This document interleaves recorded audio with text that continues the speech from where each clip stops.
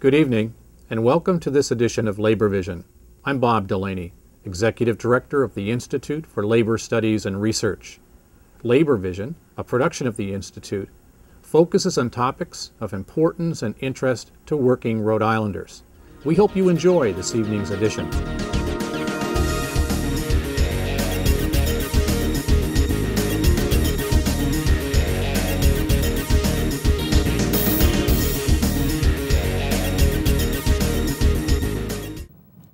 Good evening, and welcome to this week's edition of Labor Vision. Well, it's September, and schools are open, and we turn our attention this month to the issue of binding arbitration to resolve teacher contract disputes. Truth be told, there are less teacher contract disputes ongoing right now than there have been in the last couple of years. However, the issue on how to resolve teacher contract disputes remains a hot topic of conversation in the Rhode Island General Assembly. There have been proposals put forward to ensure that teacher contracts continue once they expire until a new one is enacted. And there have also been some proposals to create binding arbitration to resolve teacher contract disputes. This week, we're going to take a look at the issue of binding arbitration in depth, and we're pleased to have with us two guests who have great expertise in the area. Valerie Lawson, a 21-year teacher in East Providence and the current president of the East Providence Education Association, is with us. Val, thanks for joining us. Thanks, Jim. And we're also joined with Larry Pirtle, who really needs no introduction, the president of the NEA of Rhode Island. Larry, thanks for being here today. Thanks for having me, Jim. Okay. Why don't we start by getting some background on East Providence, because the East Providence contract dispute is probably the crucible which people are viewing how to resolve teacher contract disputes. And I think your story may highlight some of the pros and cons on the current system, as well as highlight where we could go from here. When did your last contract expire, and how did you proceed with contract negotiations? Well, in East Providence, our situation is a little unique because our fiscal year ends October 31st. That's when our contract expired in 2008. So prior to that, we were already at the bargaining table. But the contract expired in October 31st, and beyond the expiration, we went into mediation and then arbitration. And who was on your negotiating committee? Primarily the negotiating committee for the association was our officers and another member of our executive board. So how many people is that? 6. Okay. And who represented the school district? The school district was represented by the superintendent, the chief operating officer, their attorney, Dan Kinda, and they in and out were school committee members. A couple were charged. But primarily, it was the superintendent, the chief operating officer, and the attorney. And these contract negotiations started in a fairly conventional way? Yeah, initially, we sat down in August was the first time. We had difficulty right at the outset. The school committee refused to sign ground rules. We came back to the table in September and we met, and eventually we didn't have a lot of progress. The school committee chose not, from our perspective, to seriously consider bargaining in what we felt was in good faith. They just wanted to go through the process, and the statutory process, and accelerate it as quickly as they could to get to the end game. Larry, Val mentioned the issue of ground rules. You've done bargaining in the past. What are ground rules and why are they important? Well, they established the outline or the guideline for how you behave during the negotiating process. And usually it's just a one-page document, but things like, you know, from as mundane as we'll meet every other Tuesday to things like if we're going to talk to the press, we'll do it jointly. You may even include in there issues to be discussed, issues that you've already agreed upon, but usually it's just an outline for how the process will take place over the next several months. And in East Providence, you couldn't reach agreement on ground rules? No, at the beginning, the school committee wanted to bring in every form of media possible, the public, and to make what we felt was a spectacle and not take the issue seriously.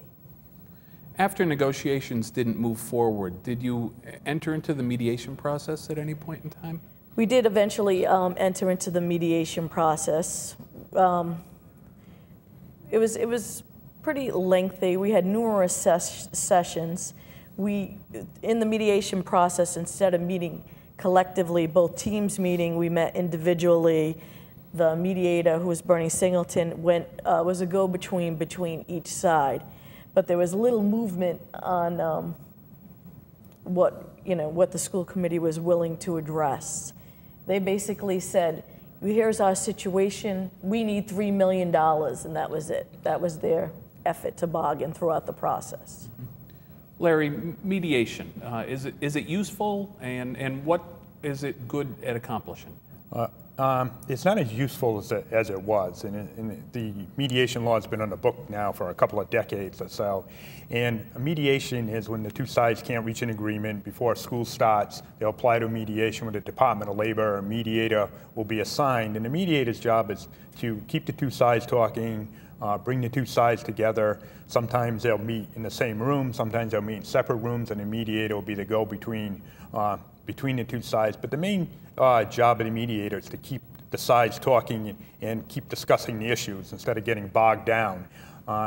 And originally, I thought it worked fairly well in most cases because the mediator, it was very intense. You might show up at 6 o'clock in the evening and the mediator could keep you there till 4 or 5 in the morning and bring you right back the next day. Unfortunately, with budget cuts and with lack of a number of mediators now, it's more like you meet for 4 or 5 hours and you don't meet again for 2 or 3 weeks. So there's no continuity in the mediation process. If it's done right, it can be beneficial. But if you get a case like in East Providence, where one side or the other just says no, then even having a mediator there doesn't help. You have to have both sides want to come to an agreement. I imagine if there's no sense of urgency, mediation is probably less effective than it would be if both sides had a sense of urgency on getting things done, say, before the first day of school. Right. Settlements, and that sense of urgency is important because, like you said, if there's a threat of a strike or work to rule or whatever it is, neither side wants to do that. So if the mediator can keep them talking, then you can often reach an agreement. Yeah. In Rhode Island, how are mediators appointed in contract disputes? Through the Department of Labor. Okay. And who are these mediators? It's interesting because many of the mediators, most of them are attorneys now. Most of them apply to the Department of Labor to be a mediator, but interestingly, some of them are attorneys for school districts. And then, so in one district, you may have them representing the school district, and in the next district, they may be the mediator. So it's kind of an interesting, I guess, dilemma in the sense of you could have a management attorney being a mediator and trying to bring both labor and management to an agreement. The problem's not so much with the mediators. I think Rhode Island has, I think they work hard and they want to reach a settlement. It's just lack of time and continuity now. And the Department of Labor selects the mediator. Right. How does a mediator get compensated? How does a mediator get what? Get compensated. Who pays them? They're paid, there's some money from the state, but both sides contribute to the cost of the mediator. Okay. Did your local actually incur some costs when you went through the mediation process in East Providence? Well, the NEARI paid for our portion of that. Okay. And about how many sessions did you have in East Providence with Bernie Singleton as your mediator? I think we had 6 or 7, and the last one was canceled because there was no movement. And what were the issues that you were talking about at the bargaining table? Like I had mentioned previously, the school committee from the outset said they had a deficit. They needed $3 million, and it was our responsibility to decide how they were going to recover $3 million. So it was the traditional issues, salary, health care, and so there were some management rights issues, class size, a multitude of things, but primarily it was the concern over the fiscal piece. And those were issues that were brought forward by management who had trouble balancing their budget? That's right. In the last decade in East Providence, they've had a history of running a deficit. And the association understood their concerns, and we put $1 million to try and help into that $3 million deficit, but they weren't willing to work with us throughout the process.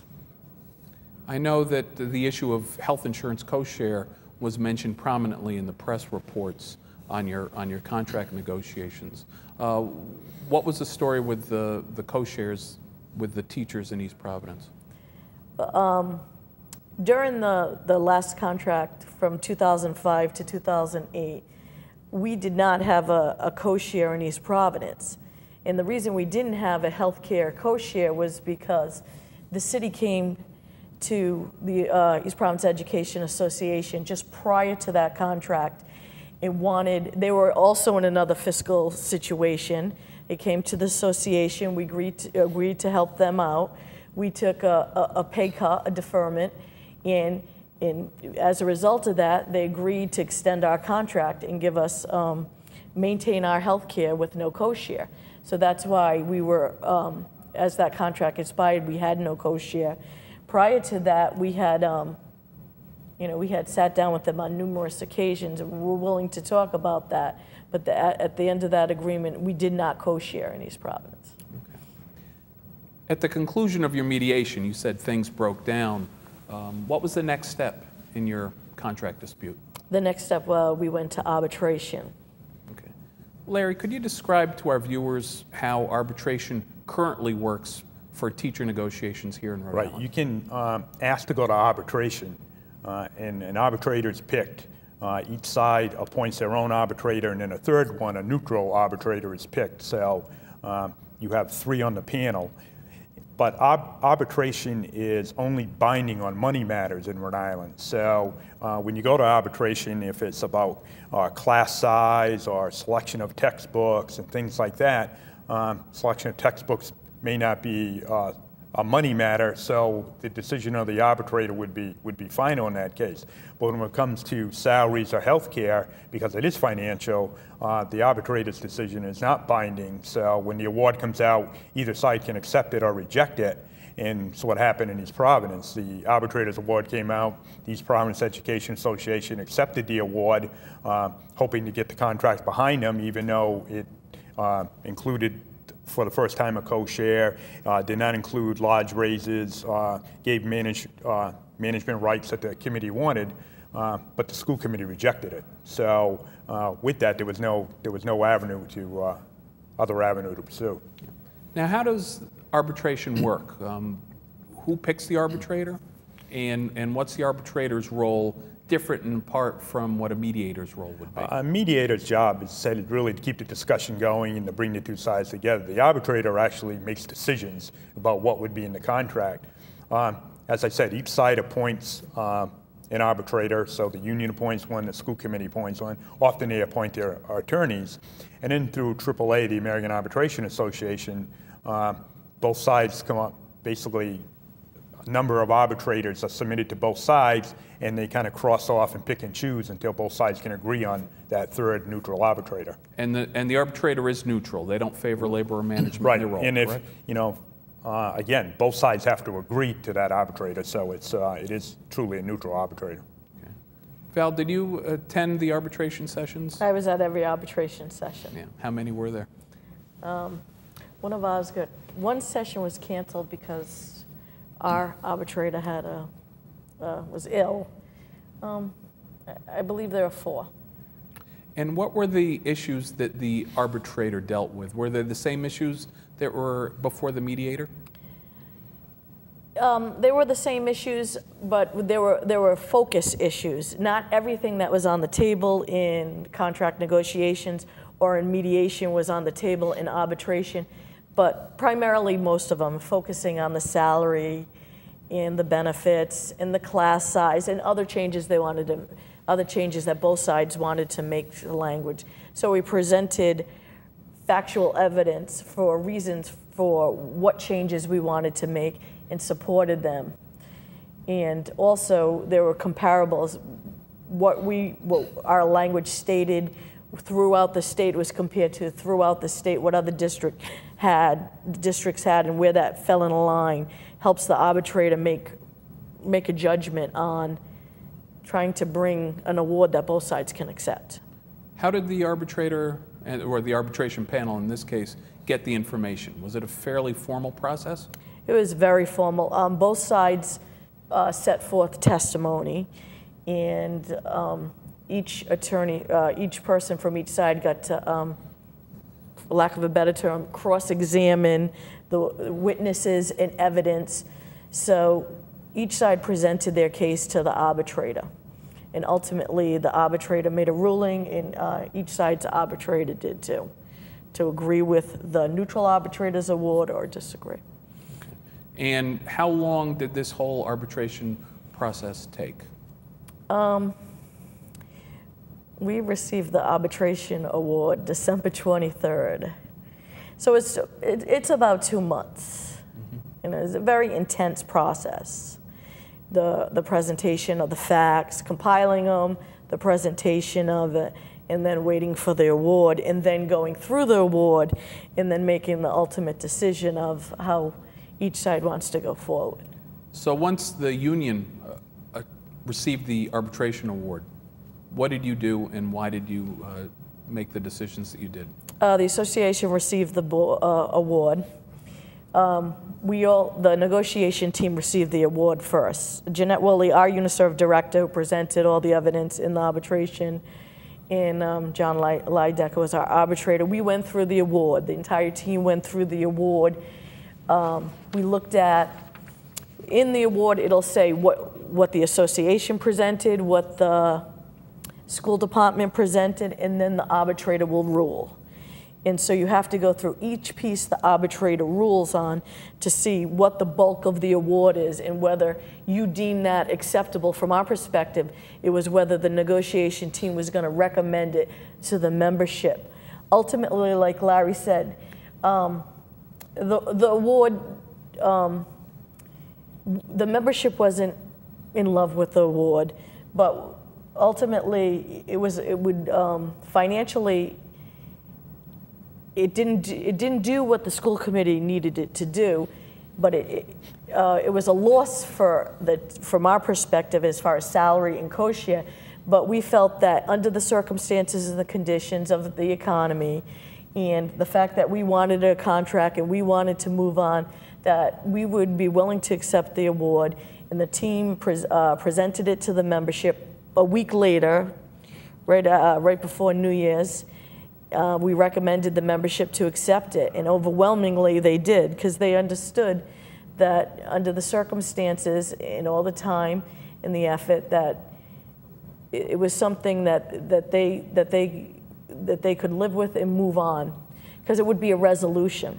So the teachers agreed with this arbitration award even though it wasn't financially advantageous for them to do so? That's correct. We felt, despite the financial hit, that in the big picture we would have an agreement, the controversy would be beside us, and eventually things will get better. Was the arbitration award for 1 year, or was it for multiple years? It was for 3 years. So there was some stability that the members would be gaining by agreeing with the award? That's correct. Stability for both labor and management? Absolutely, and the community. Okay. What did the school district do with this arbitration award once they got it? Really nothing. I mean, they turned it down, and then shortly thereafter, just a few days later, they implemented their own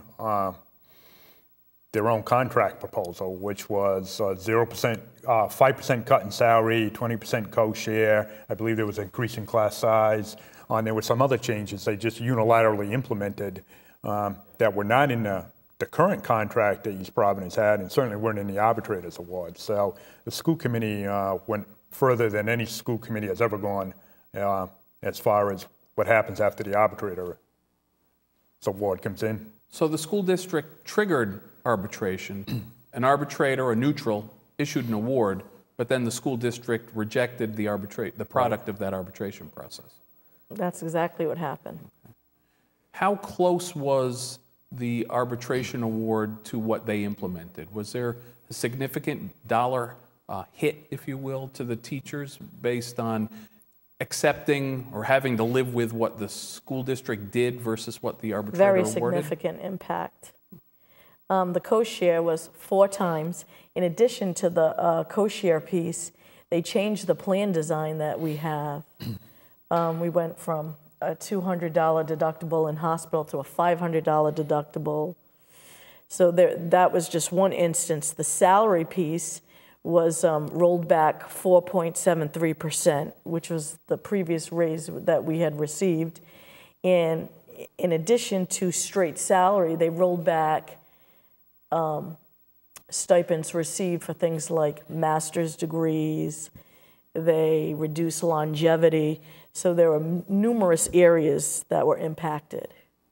Yeah. And overall, it added up to quite a few dollars then that the teachers lost by suffering what the school district did. Yep. As a result of it, we are now the lowest paid teachers in the state and remain that way.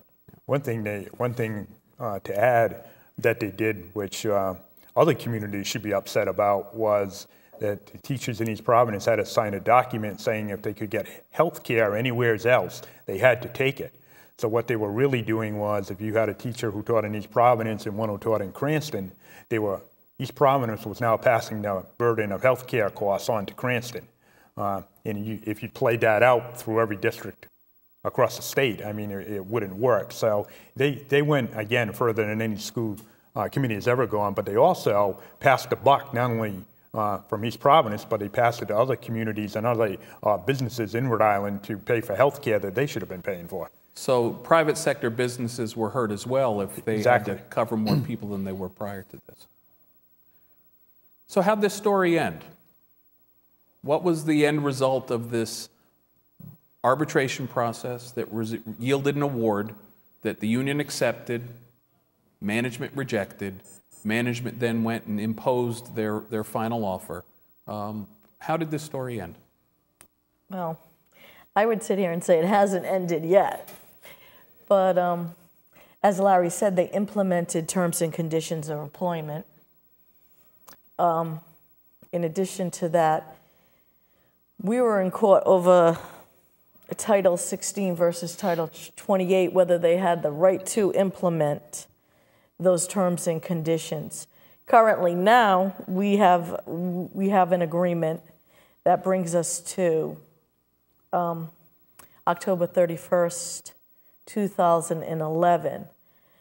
But I think ultimately it ends when it plays out in the courts and when there is some sort of mechanism that exists that this can no longer happen. And that's the key, that we need binding arbitration, because throughout this process, the school committee in East Providence never bargained in good faith and wanted to reach an agreement. They wanted to go through the statutory process and play it out and see what would happen. And as we sit here today, we're still technically playing that process out because the decision is still going to be, it's going to the state Supreme Court. So I think the story's yet to be determined. Larry, we clearly have some arbitration statute on the books now, yet we're looking for binding arbitration is what you've talked about. I assume binding on all matters, economic as well as the non-economic ones. Could you describe, what else, if anything, the proposal that you've been promoting does to the current bargaining law? Well, one of the things that obviously binding arbitration would do was it would prevent what happened in East Providence. It would eliminate any possibility of a strike in a school district. We'd also include in the legislation that districts, teachers couldn't work to rule.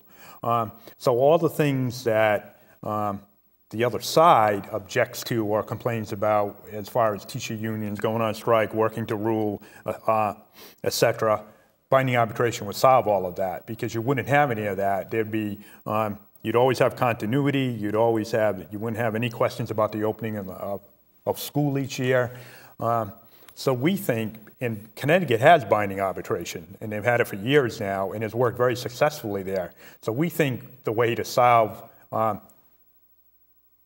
problems like East Providence has just gone through, or situations like East Providence has just gone through, make sure it doesn't happen again, is through binding arbitration. And as you said in the opening, we probably have less contract disputes going on right now into the school year than we've had in the past few years. So now's a good time to look at it rationally without the emotions of an East Providence or emotions of another community taking place and overriding the discussion on that.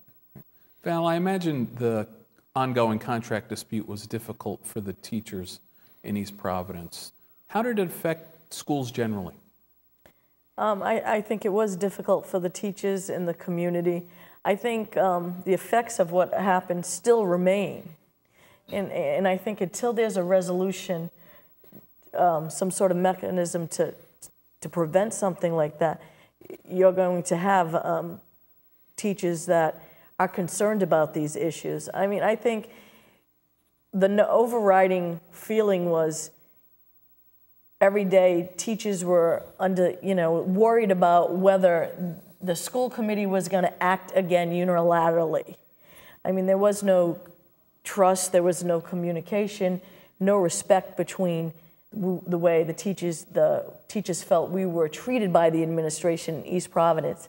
And even after it happened initially, we were almost subjected to it again in April. So there was this constant fear among the membership that was something that could again happen. Did class sizes increase when they changed the contract language on class size? Last year, we were in the middle of the school year. So the class sizes, as far as I know, stayed the same. They have increased with the new agreement that we signed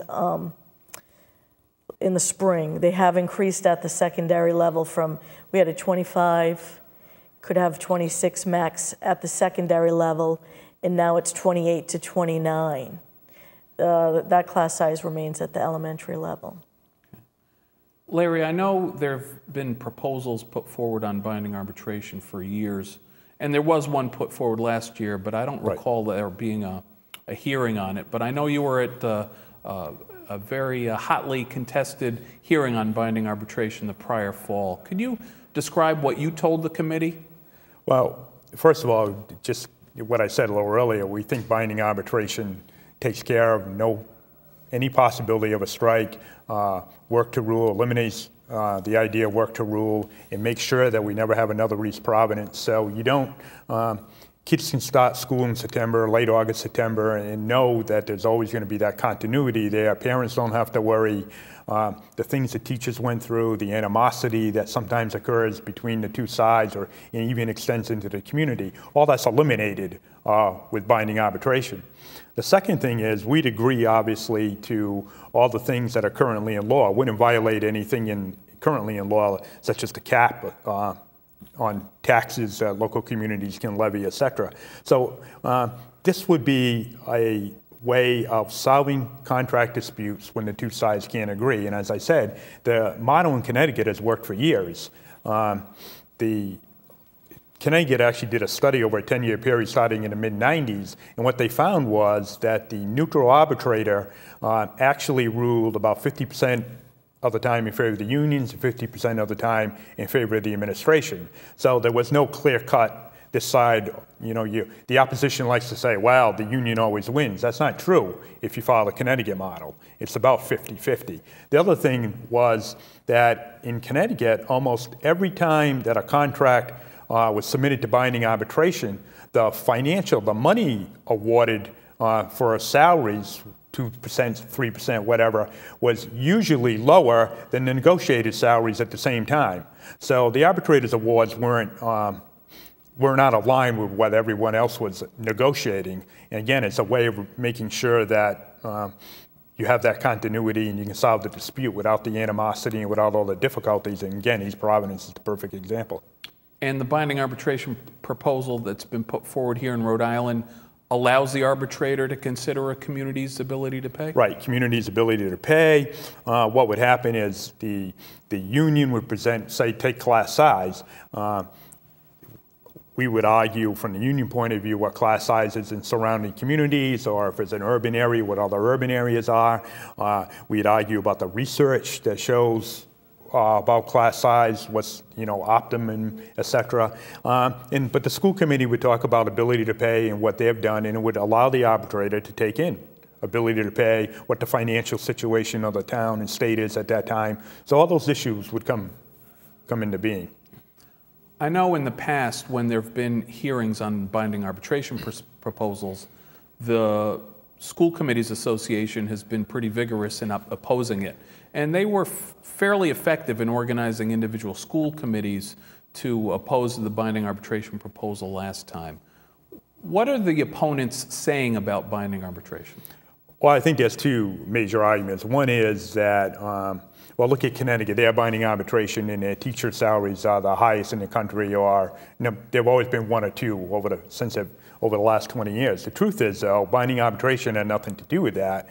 In the late 1980s, the Connecticut legislature put, at the time, I think, $60 or $70 million into what was known as the Education Enhancement Act, and it was all to go to teacher salaries, to increase those salaries and to keep teachers and attract teachers. They also did it again, I believe, in the 1990s. So Connecticut has added money to teacher salaries. For example, in the late 1980s, some friends of mine who taught in Connecticut, we were both making about the same salary. After that act passed, they were making about $10,000 more than I was. So there was a jump based on what the Connecticut legislature did. The legislature wanted to raise teacher salaries. It had nothing to do with it. And as I said, most contracts filed through arbitration in Connecticut are about the same percentage as those negotiated. The second argument school committees use is that it takes away control from them. It takes away local control because you have this neutral arbitrator. The Commissioner of Education uses the same argument with me. She says, I can't have a non-educator making decisions about education in a community, and I just say, look at East Providence. They have a retired real estate agent from South County as chair of their committee making the education decisions. So in many cases, you often don't have, and I don't want to label every school committee person in the same boat, because I think there are some people out there that are doing it for the right reasons, but you often have non-educators making decisions about children's education, and that's not their field. Are there other groups of employees in Rhode Island that currently have binding arbitration on all issues? Police and fire. Police and fire. And is there public support for binding arbitration? What could you tell us on that issue? With the polling data over the last couple of years, and the opponents don't like to hear this, but the truth is the polling data shows that over 60, almost 70% of Rhode Islanders would rather see contracts settled by binding arbitration than to go the route of not being settled. And so they support it because they see it as a mechanism to, again, make sure the schools start on time, make sure there isn't the animosity that's there, and to make sure that educational employees are treated fairly. Val, you've been in East Providence for a period of time now. Actually, do you live there? I do live there. I've lived there my entire life, taught there all my teaching career. Okay. Do you think now that East Providence has gone through this high-profile contract dispute that the public support that Larry just mentioned would reflect in your community as well? I hope it would. I know that there is support out there. I think, unfortunately, what happened in East Providence, if we're lucky, happens nowhere else. And I think a point that should be made as far as the community's ability to pay. Teachers understand that we're fine with a binding arbitration under those terms. One piece of where without the binding arbitration now is school committee in East Providence spent over $1 million to pay their legal counsel to go through this process, and it still hasn't ended. So they chose a path different than any other school committee in the state. So I think what has happened is they did it in East Providence, and I think fortunately for everybody else that nobody followed that lead, and good thing that they haven't. I mean, because it was detrimental to East Providence public education and the community. And I mean, all of those school committees should be, congratulated that they decided to work with whether it was teachers or other bargaining units in the community, as opposed to taking this, the path that the committee in East Providence chose. So I think that most of the people in East Providence are not happy with what occurred, regardless of the financial situation today. And I hope in November that plays out, that after November 2nd, that'll be the final test of where that community stands on this issue. Larry, do you think there's strong parent support for binding arbitration? Oh, I think so, because I think parents want to see school start on time. They want to see, make sure they know when the opening of school is. They don't want to see work to rule. They want to see their children going to schools where everything's working as well as can be. And I think Val's point was well taken, that the truth is we don't believe if we have a binding arbitration law, we're going to see very many districts going that avenue. We think most will, as always, most will resolve themselves and work through it before school even begins. So, but I think in the rare case of East Providence and other places in the past, that parents would be very supportive of that. Under the proposal that's been put forward here in Rhode Island, is the binding arbitration award a total package that you either accept or reject, or is each discrete element accepted or rejected by the arbitrator? Well, each element's discussed and awarded. So, and that's one of the things that brings both sides together, because if for example, if the union says we want a 10% raise and the school committee says we're going to take 5% away, that doesn't make a whole. The arbitrators are going to have to go one way or the other, and neither side wants to be in that position. So they come together, and often heading into arbitration leads to an agreement. So again, it would be beneficial. But once the arbitrator's award comes out, you have to accept it as the entire package. You can't pick and choose. The union can't pick and choose, or the school committee can't pick and choose to be the final award. Okay. And do you think that if there was binding arbitration, that your members would readily accept an award even if there's a danger in it not being financially advantageous to them? I think our members, if they know that the process is fair, that both sides have gone into it, and that the neutral arbitrator is truly neutral and made the decision based on all the facts, I think our members would readily accept it. Our members don't want to go through what East Providence did. They don't want to be on strike. They don't like work to rule, but they want a way to resolve the issue so that they know as well what their salary is going to be this year or next year, or what their health care benefits are going to be. So they're more than ready to accept binding arbitration. And from the union perspective, given the choice between going through an arbitration proceeding or simply negotiating face-to-face and reaching a deal, what's the preference? Well, I think everybody would prefer to sit down at the table and hammer things out and come to an agreement. That's the best way to do it, because throughout that process, things come to light and you can agree on things and move on from that. In the situation we were in, we weren't given that choice. So we had to go through the process. But I think, like Larry said, 9 out of 10 times you're going to prefer to negotiate the process yourself, because you have an element of control of it. Once it goes to an arbitrator, you don't know what's going to happen. Okay. Larry, I know your union's particularly involved in electoral work at this time of this year. What's the reaction you get from candidates you interview for office who are running for General Assembly seats on binding arbitration? Are they shying away from it? Are they embracing it? Are they willing to consider it? What's the reaction you're getting? It's interesting. They do, I guess, shying away a little bit during the political season, because it is a hot topic. And you can read about it on the blogs and all of that. But when they see the polling data and they understand what the bill actually does and says, and that all the provisions are in there to make sure that the cap's followed, to make sure that the arbitrator follows, the district's ability to pay, teachers couldn't strike, because that's the question here. Can they still strike? Can they still work to rule with this? Once they realize all that's in the bill and would be done away with, then they're much more supportive of it once they understand the bill. So it's our job to help educate them as well. But as Val said, for her in East Providence, it's after November. But I think the General Assembly will, we're going to push them to take a real hard look at it this year. And do you intend to craft a proposal and get a hearing next year? Absolutely. Just basically what we've outlined here this evening. So. Okay. I'd like to thank you both for your time and your great story that you had to tell about binding arbitration. Any final thoughts on the issue before we close? I'm looking forward to the bill Larry's crafting. I think Val's right. I think our teachers and our people who negotiate would much rather negotiate face-to-face and work on an agreement.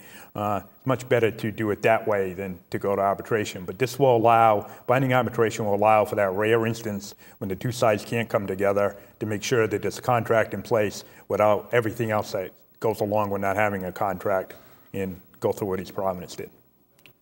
Valerie Lawson, Larry Pirtle, thank you both very much for your time.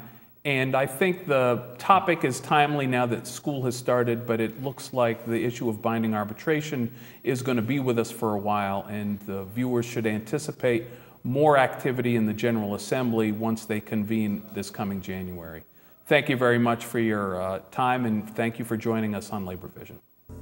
Thank you for joining us for this evening's edition of Labor Vision.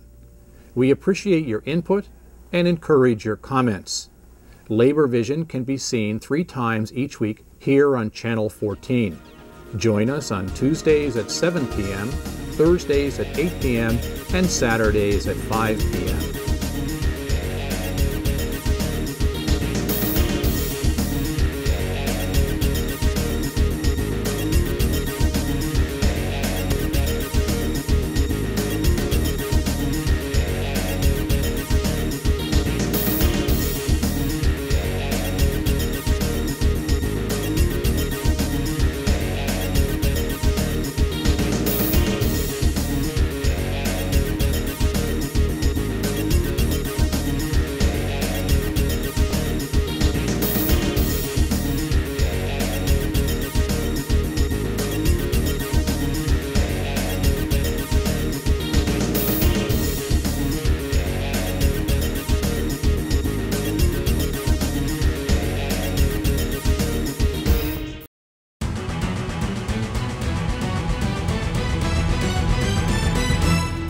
For nearly 30 years, the Institute for Labor Studies and Research has been growing unions and building futures. Since it first opened its doors on 15 Jefferson Street near the State House, the Institute has offered education and training programs to more than 125,000 working Rhode Islanders. In a rapidly changing economy, employers need a workforce that's able to adapt to change.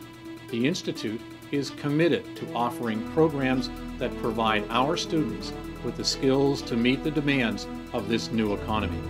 Our programs range from Worksite English as a second language and GED classes, Worksite Spanish targeted to more than 22 specific industries and professions, customized computer training ranging from beginner to advanced, national certification preparation classes in water distribution, and a host of other offerings designed to make program participants more effective at their jobs. We were one of the first in Rhode Island, probably over 22 years or thereabouts. We had a number of nursing homes that it really made a difference in the lives of the workers in places where Spanish-speaking and Portuguese-speaking workers were able to pick up English as a second language. Becoming proficient in English is going to help them progress in the union, in life in general. It was the institute that we turned to teach our teachers how to speak conversational Spanish so that our teachers could communicate with the parents of our children. 3 decades has been working hand over fist to try and bring education and knowledge to ordinary working people, regardless of where they work. To be able to do it at work takes a great burden off people, and the Institute provided the classes, provided wonderful teachers that understood where people were coming from. Absolutely incredible the way she worked with the students. And she geared the whole curriculum around health and safety. Not only general health and safety, but she also took part of my curriculum that they need to have. We have to have 144 hours a year, and she utilized that and made it part of her curriculum. Most recently, we have announced our partnership with the National Labor College in Silver Spring, Maryland, and the establishment here at the Institute of the Edward J. McElroy Satellite of the National Labor College to service members of organized labor throughout New England. We can accredit apprenticeship training and couple those experiences and courses done in labor education. Be able to actually have our kids go through school and actually qualify with our credits we get for the apprentice program. So individuals now here in Rhode Island can get a bachelor's degree in labor studies right here in Rhode Island at the Institute. I see people going on from simply taking a course here to going to the community college to get maybe a 4-year bachelor's degree while they're still working. And every once in a while, somebody comes down to URI and gets a master's degree in labor and industrial relations. That's what the labor movement's about, moving people up and forward. The Institute has always considered education of union stewards and labor leaders to be one of its primary functions, and as such has created an extensive list of course offerings such as basic and advanced steward training, labor relations and employment law, lobbying and political action, effective communication, negotiations and grievance training, and workplace health and safety. I was fortunate enough to take some Spanish classes there, along with some postal workers. There were some laborers there, some teachers, and that was very helpful for my training in organizing. The Institute has provided customized training for us for our building delegates who are known as shop stewards out there in the other world. The benefit of having relationships with the unionized construction industry because of our substantial investments in things such as apprenticeship and training. They need it for personal development, but more importantly, if the labor movement is to regain its vitality and to regain its strength, we need a level playing field. We're very excited about our own Union Steward Seminar, which is coming up in a couple of months, and the Institute for Labor Studies is going to put the training on for us. That's one of the things that they do. They're always here to help labor.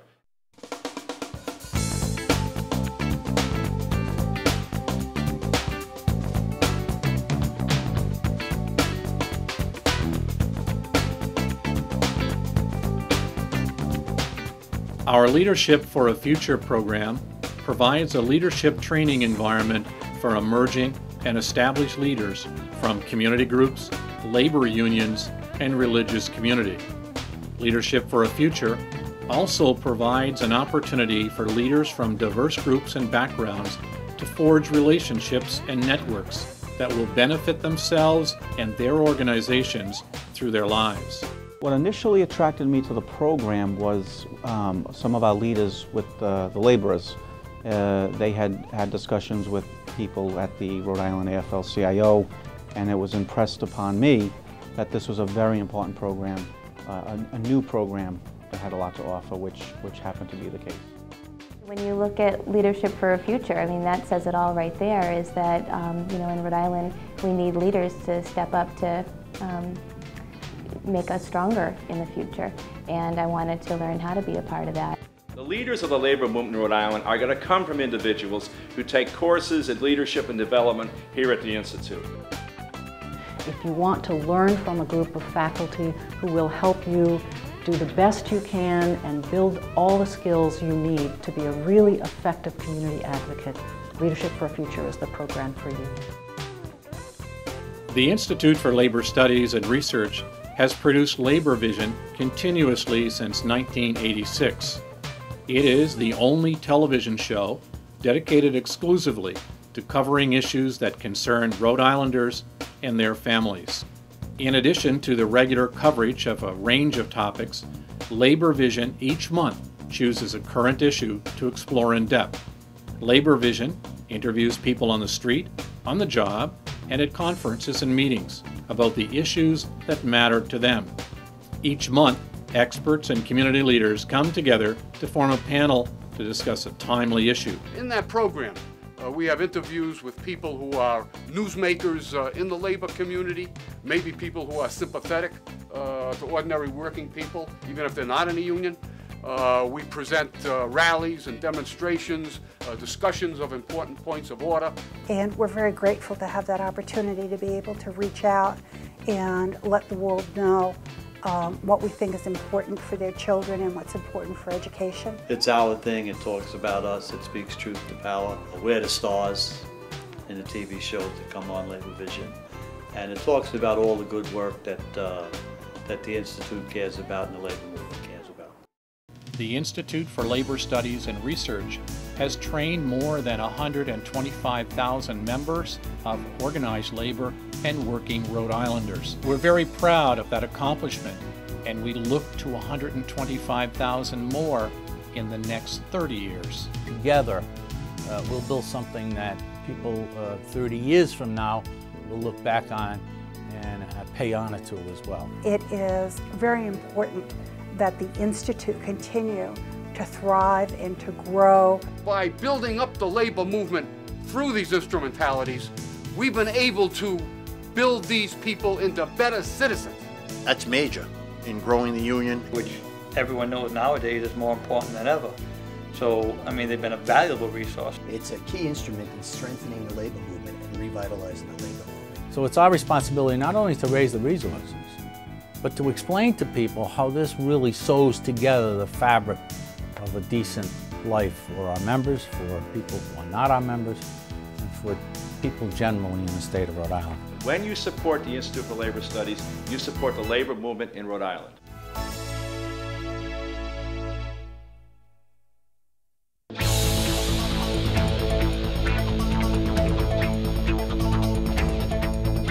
Local 51 was born of 4 locals. We have 39 cities and towns in Rhode Island and 69 in Massachusetts.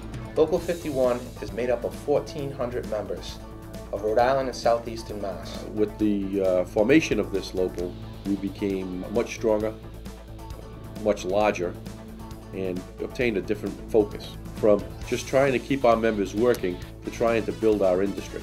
So we began an effort to educate contractors as well as educating our own members on being competitive in today's market, which led to the creation of this school. It's a great thing for me, and that was choices I made when I started the business back in 1982 to become a union contractor because of the training programs. I felt that, you know, the basis of my business and my business plan was to provide services to business I felt that needed a higher degree of skill levels and in the services we provide, and the only way I felt that I could effectively find those would be to go to a union who was training people in those skills. We moved into our current training facility in April of 2002. We utilize all Hampton trainers for all of our refrigeration and all of our medical gas. We have 28 welding booths.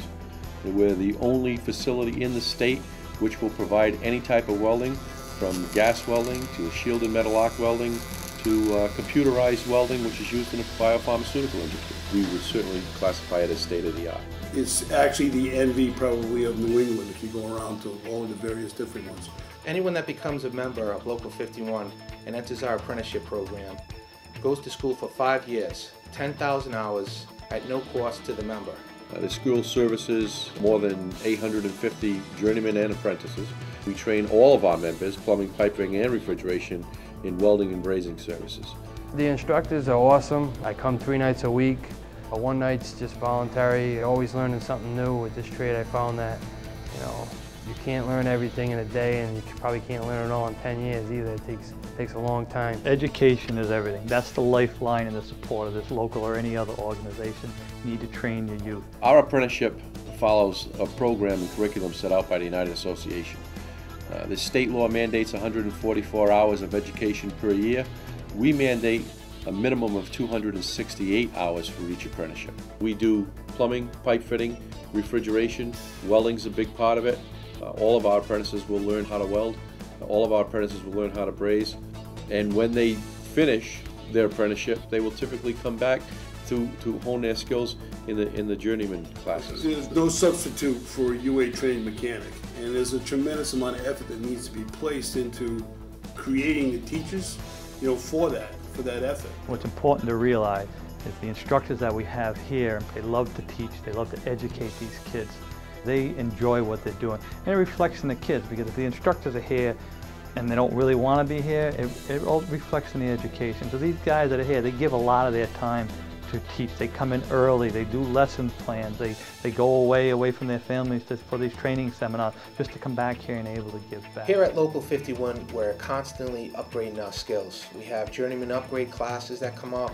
We're teaching rigging classes, OSHA 30 classes, valve tech classes, and the one that I'm really happy about is the psychology in the workforce. That's the first class that we've offered to our members that's going to be a college accredited course towards their degree. And this was all made possible through the Institute for Labor Studies. And working with the Institute for Labor Studies, they helped us partner up with CCRI to have a professor come to our union hall and teach those classes at night for our apprentices or our journeymen and women that want to come in and continue their education. And by the time they finish their apprenticeship program, not only have a trade and a licensed craft, but also a degree. That in itself has led to more public activity. We certainly do more rallies, we do more packed town hall meetings. We try to get our members involved, we try to get them educated, we try to get them involved in the political process. All politics really starts at home and on a local level, and we try to get them involved in town politics, in state politics. Now, what this Brockton Clean Energy brings is futures to the families of the city of Brockton. You notice there's a lot of families here tonight that are walking around, that are out of work. This is going to bring $2 to $3 million worth of tax revenue to the city. It's going to help teachers, firefighters, and police. And this is an example right here. One of our members that started through the apprenticeship program, learned a trade, lives in Brockton, and it's unbelievable for the community. And we just don't understand why the mayor and the city council is against this project that's going to bring industrial back to the city of Brockton. We try to get involved in community projects, high school projects. We have a group of members who are working with Pontiganson High School to develop hydrogen fuel cell technology. One of the teachers, Ross McCurdy, had an idea to build a fuel cell car. He had the knowledge to do it, but he didn't have the skills to actually build the car. And some of our plumbers and pipe fitters and refrigeration guys on a job got to talking, and they decided that they would go down there and they would talk to Ross, because one of their sons was sitting in this class and talking about how to build this car.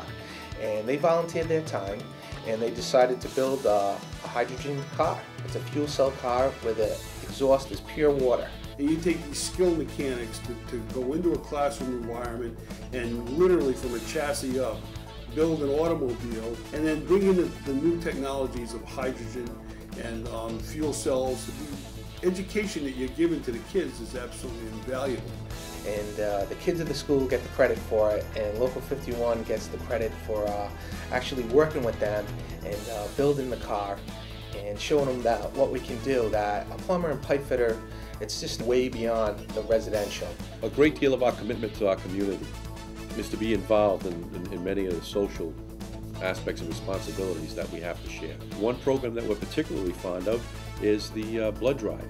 There is just not enough blood supply for our hospitals, and it's a very, very major problem if surgery is required. We host blood drive clinics here. You get hundreds of guys that come here to give blood on donation day, you know, and this is a tremendous asset that goes back to the community. The UA itself has got incredible programs. We try to take our community responsibilities very serious because we are the community, and this is what we're trying to build up. People don't know what we're about, and we have to get back to our grassroots. That the union and the labor movement started in the communities. So we mobilize our members. We try to get them involved in that.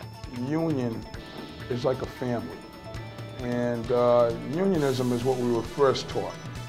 And not only Local 51, but the UA as a whole. The way they're coming up with the new programs, being very diverse, and trying to make sure that they're putting out the best product. All of these estimates I do, we don't figure to do things twice. They need to be done once, they need to be done right.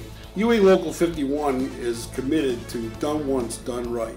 That's what we try to strive for. And I think that just shows in what we have. We have the knowledge to get the building done, and we have the manpower to get it done. We've been around for over 150 years, and we're going to continue to stay around.